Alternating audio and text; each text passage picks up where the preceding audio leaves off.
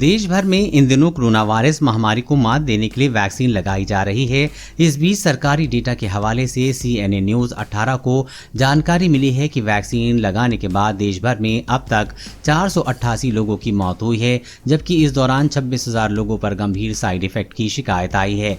विज्ञान की भाषा में इसे एडवर्ड इवेंट फॉलोइंग इम्यूनाइजेशन कहा जाता है। बता दें कि इस तरह के आंकड़े हर देश में जमा किए जाते हैं, जिससे कि वैक्सीन से होने वाली साइड इफेक्ट को भविष्य में कम किया जा सके। ये आंकड़े 16 जनवरी से लेकर 7 जून तक के हैं।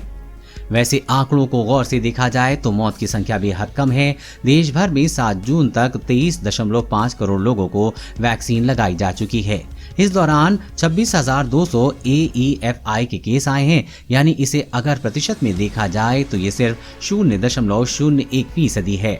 दूसरे शब्दों में इसे इस तरह समझा जा सकता है कि 143 दिनों के अंदर 10,000 लोगों में ये सिर्फ एक आदमी पर वैक्सीन का ज्यादा साइड इफेक्ट दिखा है, जबकि हर 10 लाख वैक्सीन लगाने वालों में 2 की मौत हुई है।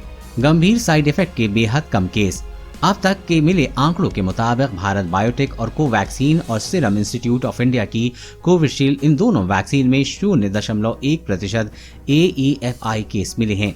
एक्सपर्ट का मानना है कि आंकड़ों को देखते हुए मौत की संख्या और AEFI के केस दोनों बेहद कम हैं। ऐसे में एक्सपर्ट वैक्सीन लगाने की सलाह दे रहे हैं। बता दें कि भारत में अब तक कोरोना से 3 लाख से ज्यादा लोगों की मौत हुई है। ऐसे में फिलहाल वैक्सीन ही कोरोना को मात देने का असली और दमदार हथियार है।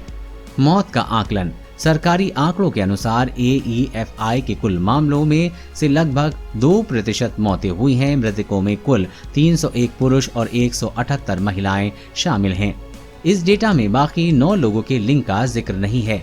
मरने वालों में 457 लोगों को कोविशील्ड की डोज दी गई थी, जबकि जिन लोगों की मौत हुई उनमें से 20 को कोवैक्सीन दी गई थी।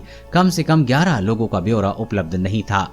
ध्यान रहे कि देश में कोविशील्ड की 21 करोड़ डोज लगाई गई हैं, जबकि कोवैक्सीन की अब तक सिर्फ 2.5 करोड़ वैक्सीन लगी हैं, यानी कि प्रतिशत के हिसाब से देखें तो ये संख्या बेहद कम है। कोरोना वायरस और कोरोना वैक्सीन से जुड़ी हर अपडेट पाने के लिए चैनल को सब्सक्राइब करें।